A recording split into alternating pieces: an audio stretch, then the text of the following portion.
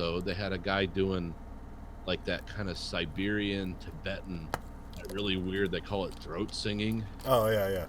When she's clearing the house to see who killed her. What was that guy? Her ex stepfather or ex stepdad? Yeah, it's her stepfather. Yeah, and then they which that's got a whole weird story about the science fiction writing and all that. Yeah. Like, what is this? Yeah, there's a bunch of mysteries there. Like There's a lot. they're stacking up, and like you have no idea how this interacts with anything whatsoever, which is good because well, you hope. They had like an extra half a year to work on this, so yeah. You hope they know what the fuck they're doing. So. Yeah, that you don't want that True Detective effect.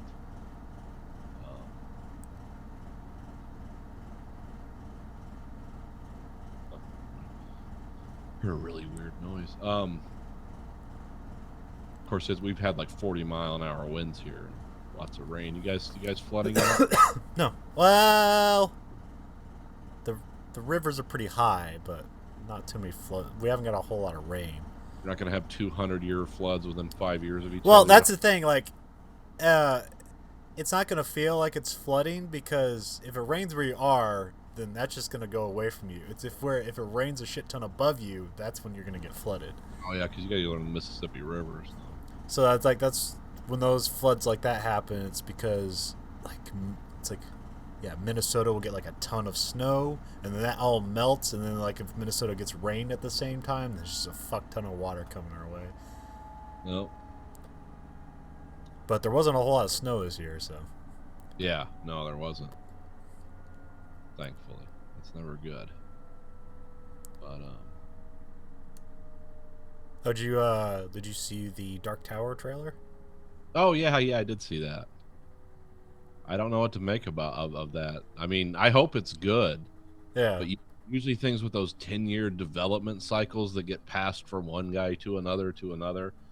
I don't know what kind of story they're going to craft out of that. Is that a movie or a TV series? It was supposed to be both last time I knew, but okay, because I don't know. Yeah, watching the trailer, I've only read the Gunslinger, and I can. There's only like one moment I can pick up on that's Gunslinger, the first book where he has to kill everyone in that town. Yeah, and that's about it. Yeah, when he kills everyone. Yeah, that's the only thing I really remember about that book is where he kills everybody in the town, and that weird thing at the end where they go to the cave and then there's just like two skeletons in the cave. It's like, did they just all die for no good reason? But really, I guess that was like some sort of premonition. Not really, they died or something. That's a book. That's a series of books that change a lot as they go. Well, they were written I think because the first book, The Gunslinger, I think that was written in the 70s. Yeah. And then it just progressed slowly throughout the years. So like I said, the first 4 books are very good, but I don't know how movieable they are. Yeah, that's what it looks. Yeah, that's a lot to unpack in those books. Yeah, because I'm immediately guessing that they're combining stuff from different books to make this movie. It seems like the drawing of the 3 and the Gunslinger have now become one story. Yeah. Or at least half a story. But like, I think the interesting thing is when you read the Gunslinger, you just immediately picture Clint Eastwood the whole time as the gunslinger. Yeah. It's like, yep. And then it's like, oh, Idris Elba is the gunslinger. How's it like, oh, he's a fucking badass. This will be cool. Idris Elba's a very good actor, and I like him. So I didn't. And they have all those weird tricks that he's doing with all those guns. Nope. Just gonna throw bullets in there and catch him with the cylinder. I like the one where he just spins it. He's just tossing bullets in. Those were described in the book. Well, the throwing them up in the air and catching them wasn't, but the reloading them by hand was. But see, that's where Stephen King gets weird about guns, because he's describing like Colt 1860 cap and ball revolvers. Yeah. But yet these guns have swing out cylinders and take cartridges. But they look like cap and ball guns from a much earlier time. But it doesn't really matter. Yeah. They're also semi-magical guns that can kill. You can kill 50 people with a couple 2-shot revolvers. Yeah. Well, it's almost like the what was that in Preacher? What's that guy called? The Preacher. Oh, the Saint of all killers. Saint of all killers, or yeah. Where he has those like Colt 45s that are like blessed by the devil, so like a shot will never miss and he'll never have to reload. Yeah. And he killed the devil with them. He's like, thanks, and he shoots him in the head. So they're almost like that, but a bit more limited. Well, that actually comes to play later with the McConaughey character, who, because like when they go to New York, when he brings the three back to Midworld, the guns you bring from our world, you can't jam them up. Like Roland's guns, they could put like magic on them where they wouldn't shoot, because the one guy was never afraid of Roland because Roland would always pull his gun out and point it at him, but it wouldn't fire because it was of that world. So that guy could jam it up. But I think at the beginning of the end of the Wasteland, no, the beginning of what's the other one? Wizard and Glass, when he has all the people from our world and his world, he grabs Eddie's gun and almost kills the guy, because you can't put magic on things from our world because magic doesn't work on our stuff, only things on that world. So his guns are like, it's kind of a two-way thing. It's like they can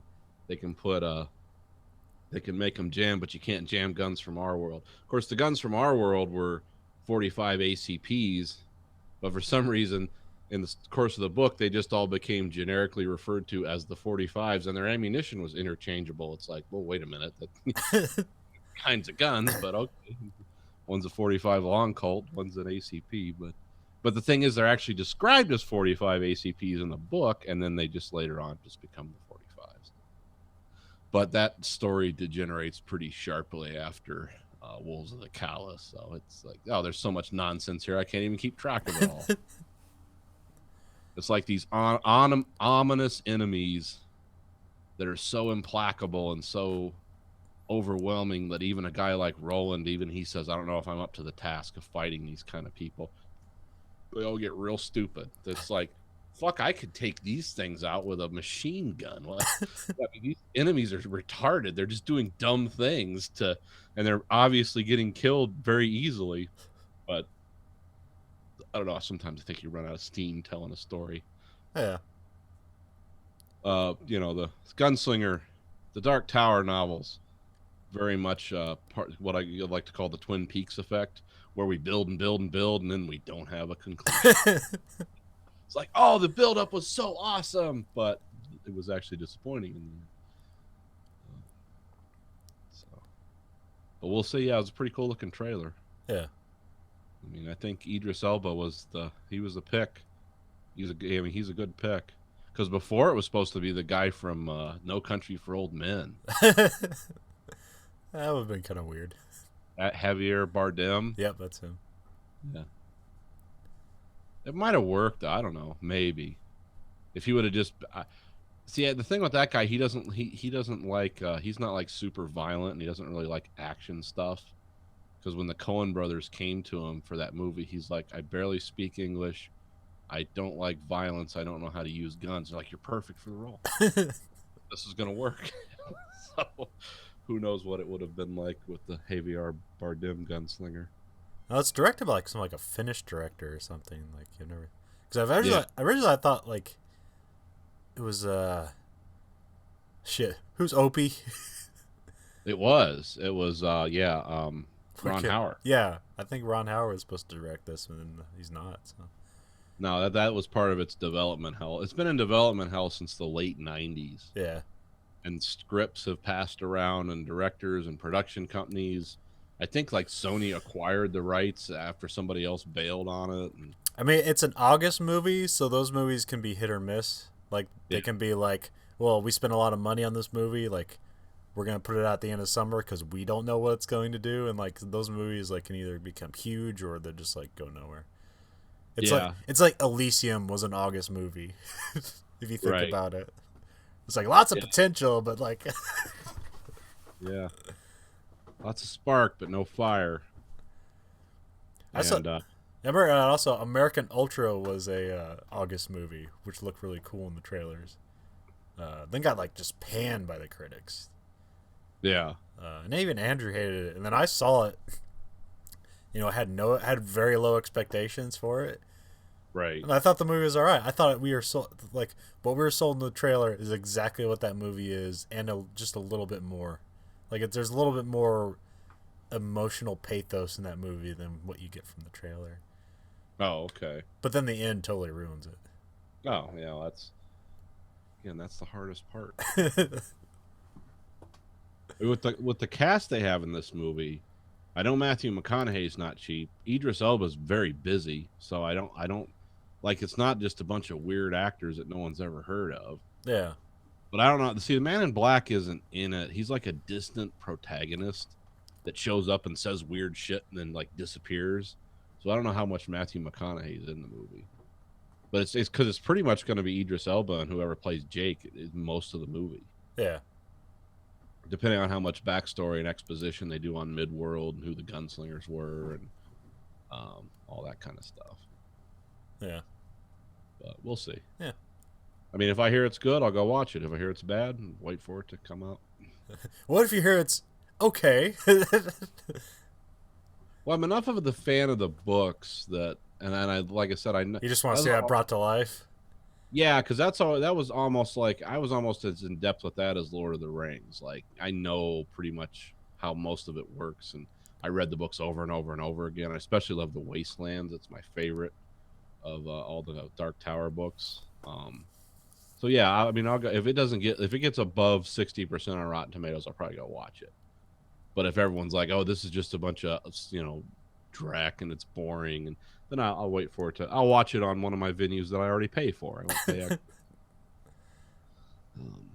but I'm not like, "Oh, this is gonna be the second coming." I don't get that vibe just because of the incredible development time and because I know the story and I'm trying to imagine in my mind what story are they gonna tell. Because the book is almost like the books have like a. They have good solid storytelling and then they become an acid trip and then they get back to solid storytelling, but they have a very uneven quality where you don't really buy into it. Like if you just read The Gunslinger and it wasn't by Stephen King and you didn't know anything about the author, you probably wouldn't read the other ones because they get more involved as they go along, but they don't necessarily. The Gunslinger doesn't do a good job of like, oh, I want to read the next one because it's so weird and the ending is so strange. It's like, what happened? Where are we going with this? I think a lot of people were trying to be Frank Herbert at that time. Oh yeah, that's true. Fiction writing, that he was a big influence. It's like, oh, we got to put these esoteric elements in. I mean, at least this doesn't look like somebody looked at like, hey, Harry Potter was successful. Yeah, no, that doesn't look like they did that. No, because you can see that totally happening. Oh yeah. Oh, the kid's a protagonist. Oh, what if we give him magic? What happens to the kid? I mean, depending on which way they go with it, but because Roland kills him or lets him die at the end of the Gunslinger, and then brings him back, and then it creates a paradox that almost splits his mind apart. Oh, okay. That's why he has to bring the other two, because Jake died in Midworld and still exists in New York. But he also knows Jake's mind is also being destroyed because he's like, I died. No, I lived. I was with the Gunslinger. No, I wasn't. I went through Midworld by myself. I was never there. So there's and you can imagine how stuff like that could just be grating to some readers. It's like, what the fuck? But it is good. There's an ultimate payoff there. So, but we'll see where they go with this. I don't know. It never seemed very movieable to me. Now, The Wastelands is immensely movieable. Like, that's just a movie right there waiting to happen. Because there's action, there's a lot of backstory. It's like, oh, this is why Midworld is a hellhole. And then you encounter, like, what they call the high technology that the old people made, and it's really scary. It's, like, kind of recognizable as stuff we would do, but also way in advance of stuff that we could ever do. And this stuff has lasted for thousands of years, or maybe 100 years. You don't know, because time in Midworld stretches and bends, and things that were new 5 years ago suddenly are crumbled to rust, 5 years later. And it's like, wait a minute. But then they have Honda generators to make ice. It's like, where the fuck did that come from? So there's weird things, but it is stated pretty much in the open that Midworld is the point at which all the universes in the multiverse are held together by whatever technology exists there. And so time is very malleable and strange.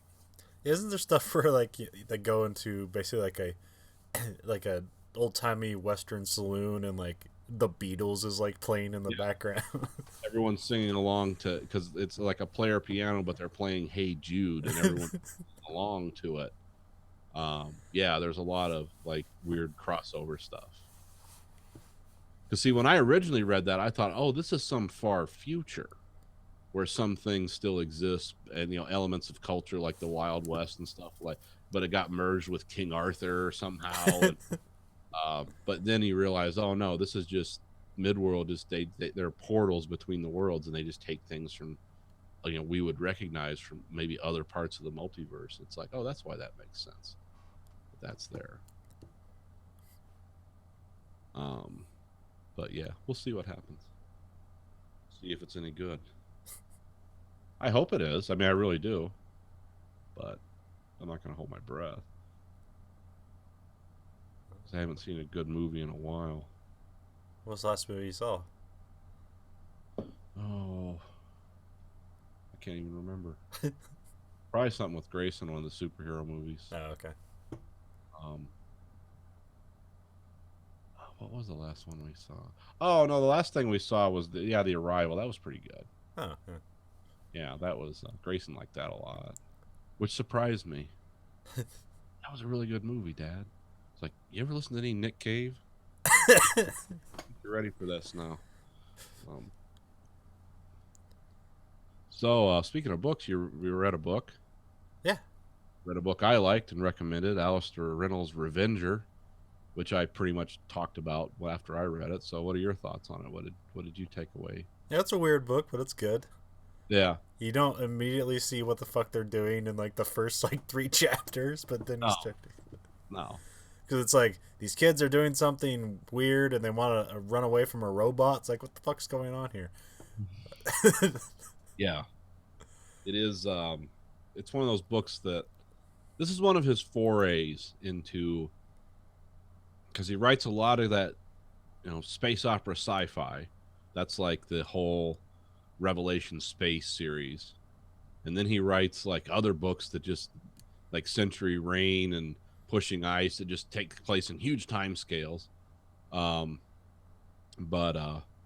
I like how he finds a way to work everything back. Like he basically wants to I want to make Treasure Island in space. Yeah. But like, how can we make this possible? Like, how can we have like fucking rigging on a spaceship and sails and shit? It's like, well, it's kind of possible. It's like the solar winds and stuff. Yeah. Possible. Well, this is again, this is his forays, because a book of his that I really like, but is really hard. A lot of people consider it dense and hard to read. Is the steampunk novel he did. And of course, as soon as I think of say it, I forget it. But hold on, let me call this. It's not the one with heaven in the title, is it? Or what am I thinking of? Pillars of Heaven? Is that a book? It is, but it's that's Is that right? Oh, it is. Okay. Yeah. There it is. It's coming up right now. Terminal World. Oh yeah. Yeah, that was a steampunk novel. It was actually pretty cool. He said that's what he wanted to do, but it wasn't exactly like a conventional steampunk novel. It had all the elements of it, but it was set place on a world we didn't understand, and there was actually a reason their technology was devolved. There was no follow-up to it. I think he said it was just a one and done that he enjoyed writing, and this seems like he said he wanted to write young adult fiction. Yeah, because I remember he told me about that. So like, the first half of that makes sense. Yeah, and then it gets pretty fucking dark. So it's like, yeah, it becomes. Yeah. It's like, yeah, nobody swears, but some fucking shit happens. I like their weird language, too. Like, we're going to combine, 18th century naval terms, but we're smart enough to navigate into deep space, but we, kind of have this cretinish language of... The ghosty stuff. Yeah, the put together language. And what else did they say? Coves. They always calling people coves. which there's actually an aside. He was almost going to write a dictionary because those are like old English terms for things Yeah. from the age of sail. That's where all that terminology comes from. Um, but yeah, this was so you pretty much you enjoyed it. Oh yeah, yeah. I mean, once it starts picking up, it like starts going pretty well. I thought it was pretty. I like the thing about the alien skulls that you just plug into the different sockets Yeah. and you can get like I'm signal. actually not entirely sure if those are alien skulls or not.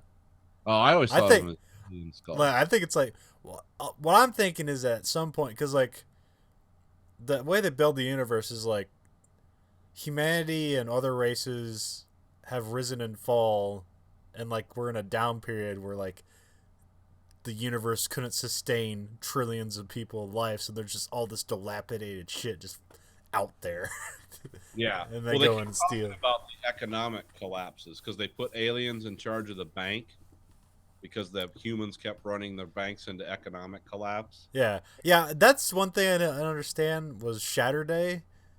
Because they explain how the aliens are good at managing this stuff, but then Shatter Day happens. It's like, did they fuck this up or something? Yeah, well, because the coins, the currency they were exchanging, were there were actually souls in them. Yeah, Remember that was all that weird stuff, and yeah, that was the ending where, which yeah, I didn't quite buy. It's like, okay, I mean that's pretty fucked up, but then I gave some weird redemption for Bosa Cinna. It's like, oh, she's technically saving people's lives. yeah, yeah, because the evil pirate person that you hate, who was actually defeated kind of easily, I thought, but I don't know. I mean, yeah, you got to go into these dangerous worlds that are basically have black holes in them. And you And can't have like any technology down there, so they're basically all in like like the equivalent of a diving suit. yeah, like an old fashioned, old timey brass diving bell, and I like it how the further you go down, like the closer you get to the black hole, the heavier you get.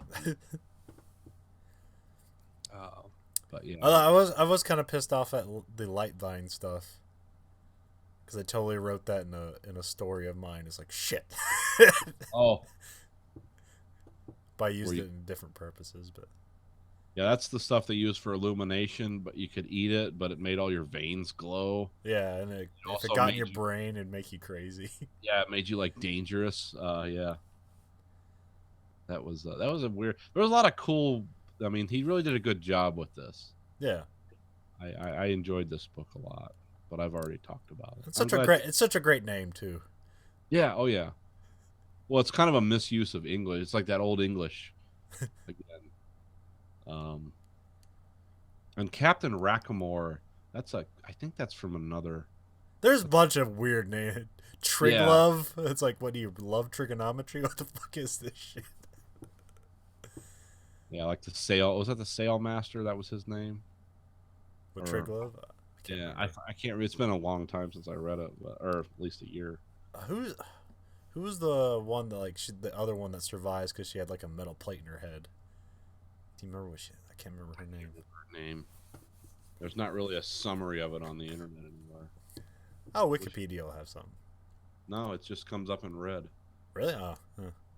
I figure they'd have like a character. Usually that stuff has like character lists and stuff like that built into it, but I guess not. You'll have to write the page yourself, Nathan. No, I don't know if I can. I don't know if I'm a Wikipedia member. I do give them money. No, But, anybody can alter Wikipedia. oh, okay. It just depends. Like sometimes it depends on whether it be approved or not. But like you can make up all kinds of lies on Wikipedia, and they'll be up there for, unless somebody's really on their shit, it'll be up there for a while. Yeah, somebody was saying there's people that constantly alter theirs, and they just pay people to watch it. Well, there's some Oh, people like there's something like somehow like they trace like your IP or whatever. Not exactly like that, but it's like, hey, this is a trusted person who edits Wikipedia, so like you're more likely your stuff is to be approved and quicker if the stuff you put on there is considered good content. oh, okay. So there's kind of these power users on Wikipedia who like make all types of adjustments to Wikipedia, and that shit goes through pretty quickly. But then people who don't do that, like there's kind of a bit more of a cautious period where your stuff is being reviewed. Well, they were talking about like stuff that's made it on there. Um, I used to have these books called The Best of Wikipedia, and it talked about the weird stuff. But there was something more recent, like Charlie Sheen. It said, he's half man, half cocaine. Weird shit like that was something I saw on Facebook, and there was other stuff, like something about like there was I don't know. I got to find the books, but there was something about how astrophysics is, or no, they said quantum physics is explaining the universe through melting chocolate and pouring it into bowls, or it is just bizarre stuff that somehow got on there until somebody pointed out, hey, that's weird, that's not right. But it was subtle. It was never like blatant. Yeah. Like, oh, Madonna's a whore. No, it was always like real. Like you're reading it, and you're like, what? Just kind of hidden in a sentence, no caps, just kind of just weird stuff. Just a couple commas placed in between. Yeah, basically, somebody put Matthew McConaughey's speech from True Detective and something explaining math. It's like, the world, the universe is viewed from afar. It's just weird stuff like that that's happened. Universe is a flat circle. Yeah. But yeah, so Revenger, check it out again. Yeah.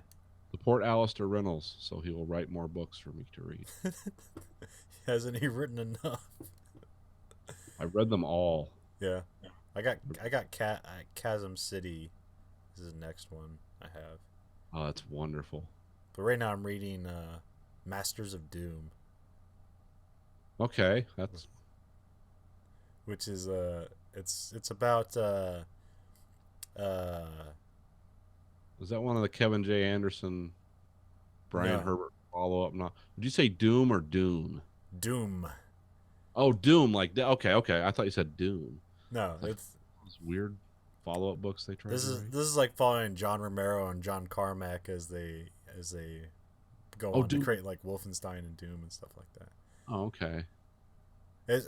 It's pretty interesting. Unfortunately, it's read by Will Wheaton, who kind of doesn't have a lot of range for a famous actor. Yeah, I don't know. It's like I had to listen to him read Ready Player One, and it was kind of annoying there too. It's like I know it's like, yeah, he was in a nerd TV show and he happens to be a nerd himself, so you want to put him around everything nerdum.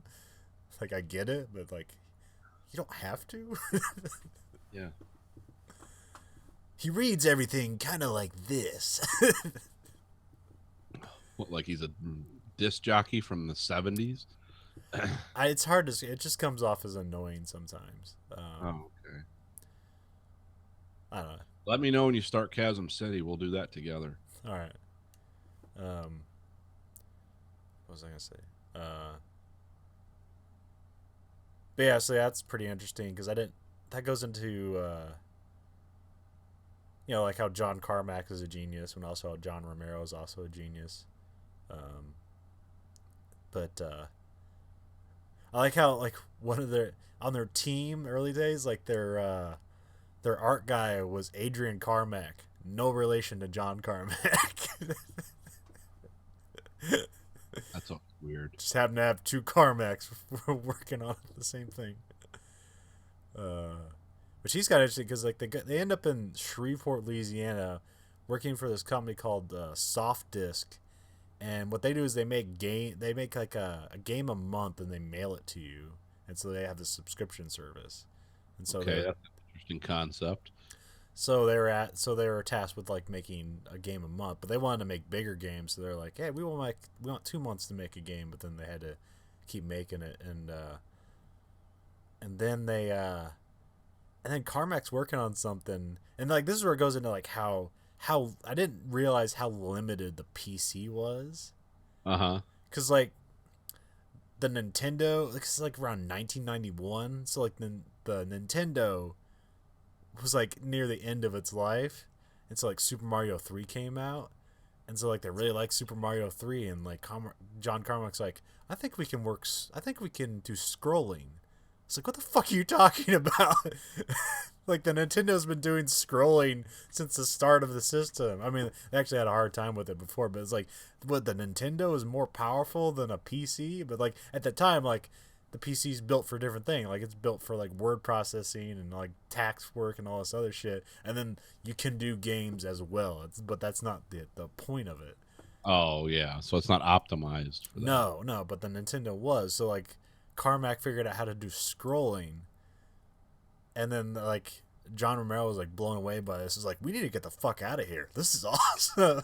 Yeah, let's get out of here before our non-compete clause kicks in. Yeah, pretty much. And so they get a guy who was like a good manager. He's like, hey, we got this thing. Like, what should we do with this? And somebody's like, do you want to what do you call that? Do you want to patent this? And then John Carmack's like, fuck you. I will not patent a single fucking thing. If you say I need to patent this, I'm leaving tomorrow. He really hated that idea because he was like all into hacker culture and stuff like that. So he hated the idea of patents. He's like, oh, okay. Which kind of makes sense. Kind of makes sense with the lawsuit he ended up in recently between Oculus Rift and Bethesda. Oh yeah. What was the? So he left.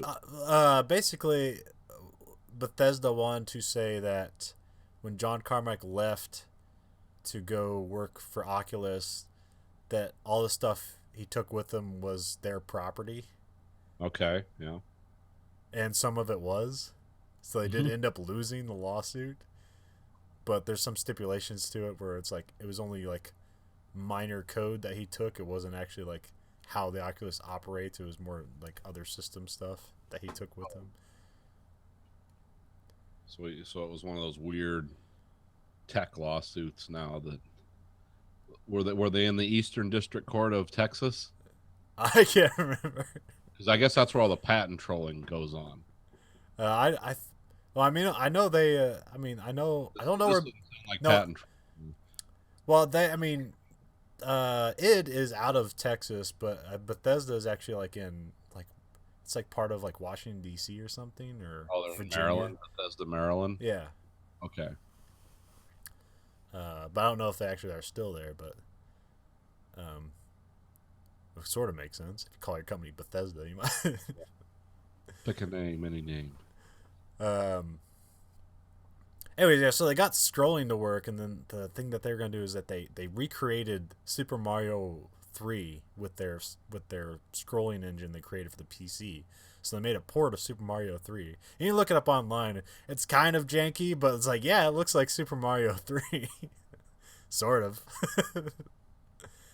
This was a couple guys doing this? Yeah, 3 guys. Oh, Jesus. Yeah, you can't even... Now it takes like roomfuls of people to do that. Yeah, well, I mean, it was 2-dimensional at that time, but... Yeah. And you only need 1 artist. You didn't need like 100 artists. They didn't have like 3D high on a full on we're gonna hire professional writers and storyboard it. Yeah. So they said that off to Nintendo because they wanted to get like a contract. It's like, we'll do port work to the PC for Nintendo. It's like there'll be money in that. And Nintendo's like, hey, great job, guys. Like we're not interested in the PC at this time. What was Nintendo's thinking? Why weren't they? I don't know. That's just Nintendo. Oh, okay. They like to Nintendo. It's a Japanese company. Is it run by Americans or is it run by Japanese people? No, it's run by Japanese people. Okay, well, there are American branches, like there's Nintendo of America, but they have little influence onto what the company actually does. I wasn't sure if it was like Sony or Honda, where they're like, what do they call those Genos, or they say Japanese in name only. Yeah. There's kind of a thing going around like, don't do business with them. It's not the Japanese anymore. You'll meet a Japanese guy in the front of the building, but it's a bunch of Americans sitting on the board, and they'll just suck all the life out of it. But, no, it's still just predominantly a Japanese company. Oh, okay.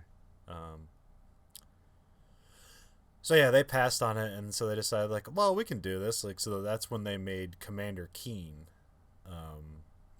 And they moonlighted doing that. They stole the computers from some soft disk at night, and then they'd bring them back in the morning. So no one would know the wiser, because they didn't have PCs powerful enough to like work on the game on themselves on their own. Okay. So they made Commander Keen in their own time. They made a deal with Apogee, who they did. What what do you call that? Shareware, that's the model they did, where it's like the first episode is free, and then if you want to buy the rest of the episodes, which that's how like Wolfenstein was, and even Doom was, where it's like you could basically a demo of like the first stage, and then Oh, and then you could get the key and unlock it. yeah. Yeah, I do remember that vaguely. Um, so that's when they made the deal. They made like 6 Commander Keen games, but then they still ever had. Then they got fired from Soft Disk for moonlighting and do this stuff, but they were still like, and that's when they created id. But they were still under contract to create games for Soft Disk. So they went off to make their own games, but then they still had to make 1 game a month for Soft Disk. That's weird. Yeah. What kind of contract is that? I don't know. I don't think they lawyered up at that time, so I think they were just afraid and was like, fuck, we can shit out a game a month for these douchebags. Shit out a game a month. Yeah, you need to do that. At some point, you have to do the Better Call Saul guy. That guy in there to straighten all this out. So that's where I am now. And then the audiobook has a problem now where it's like it'll reach a certain point and it'll just stop playing, so I haven't been able to advance forward. Which is it seems to be exclusive to this book. Every other book is fine. That's never happened before. So Audible. Yeah, I lost. That something happened with 70s where it jumped like I don't know 700 pages ahead, but it just moved from one zone to another like it was continuing the story. I listened like 10 minutes, like what the fuck? So I actually had to manually go back through it all and got to the point where it did it, and then it jumped again. So then what I did was I got to the point where it did it, and I just fast forwarded, and then it went to the right area next. I was like, this is weird. I don't know if that's Audible or... Yeah, it might be. It depends on the player, what player you have, and where you're listening to it. But yeah. Well, I'm using my iPhone, and I'm telling you what. So I'm not sure if Yeah, I mean, sometimes this stuff has happened with that app, but usually it's pretty decent. Yeah, it's only happened once, and I've listened to like 7 books, so... Oh, okay. But I mean, the iPhones are wonky. I don't know what's... They're not like any other Apple product I've had. The iPhones they do weird shit, and it's kind of pissing. It's done weird shit with my car now, and it's done weird shit listening to stuff and talking on the phone. I don't know. I think I'm gonna have to go to the Apple store and complain. But because I love my my Apple Watch so much, I don't want to let the Apple cart. Because I tell you what, the Apple Watch is. I just thought it was a stupid gimmick, but God, I use this for all kinds of shit now. So you're almost done with 7 Eves, or? About halfway. Okay. Well, discounting my foray through the time tunnel, where it like started talking about like what all the main characters like children evolved into. It's like, well, what okay. Where did this happen? Wait a minute, I think I'm missing something. Yeah. Because I listened to about 25 minutes of it, and I was like, "There's no way this. I know this is a time scale book. There's no way it's fucking jumped like this, though. There's some interstitial stuff." And then I looked at the Audible player, and I'm like, "Oh, this is like 25 chapters ahead." Yeah. That's kind of a shame. That's a good moment, and especially in the audiobook, when that jump happens. Yeah. They get to kind of a conclusion of like the initial story. Yeah. And there's just this intermission that goes 15,000 years later. Yeah, I think I'm near the end of the story because Earth is pretty well fucked up. I mean, it's like super hot, but it jumped right into the middle of what that is. Yeah. So it didn't. I don't think I really heard anything that's going to ruin the story for me. But it just kind of. I mean, that part is almost like not even a part of the book. Yeah. Because I remember like there's some people that hate that part of the book. Yeah. It's like okay, we're gonna leave all the characters behind that you spent this whole book listening to, and now we're just gonna do this other thing, and it's kind of silly, but it's also kind of like endearing in a way. But well, now the place I was at was they were digging tunnels, Like there's the people that are tunneling to the earth. Yeah. Jump right from the middle of that to, and the species evolve. People can change their genes, and these people are resistant to manipulation. It's like, well, what happened? Like, but that was a computer fuck up. So Yeah. anyway, we'll cover that someday. I'm still in the middle of my Neil Asher. I've got to read everything he wrote phase. So I don't know who Neil Asher is. It's a sci-fi. It's the guy who writes the Polity series. About where the future is, and it's in the far, I don't know how far in the future it is, 500-600 years from now. But it's like the AIs basically run everything, but it's called the human polity. But yeah, I mean, I've explained it before. It's an interesting series of books. I've just read the second book in the Bobaverse series. Okay. I think this one's called We Are Many. I think the first one's called We Are Legion. Okay. I think. Yeah. I really like it. Although, like, how many Bobs there are at this point, it's almost like an anthology series. Okay. Because you can just cut to a different Bob and have like a different story going on, and they don't necessarily like intertwine. It's just this is what this Bob is doing. Yeah, pretty much. Okay. But this one they did a good job of kind of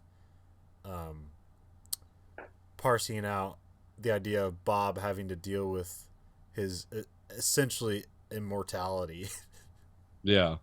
And how like these people he's now meeting with and making friends with, so he's just gonna have to sit there and watch him die because he's gonna live hundreds of years. Because like each book like covers like almost like 100 years. Okay. And also like you gonna like Bob can adjust his time scale to how he perceives time. Yeah. So I wish I.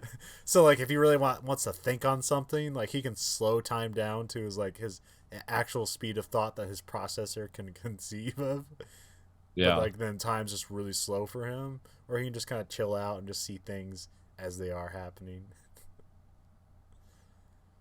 Oh, I wish I could do that.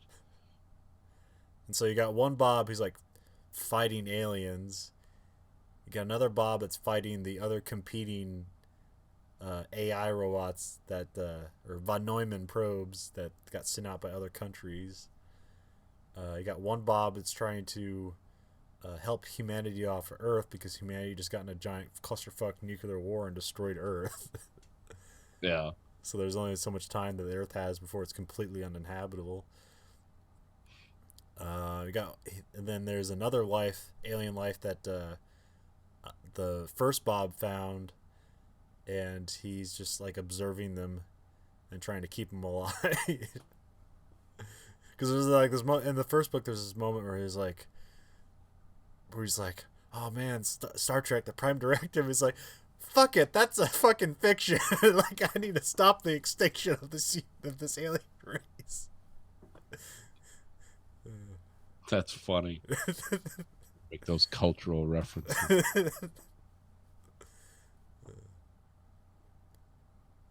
So what was the Fast and the Furious? What was your take on that?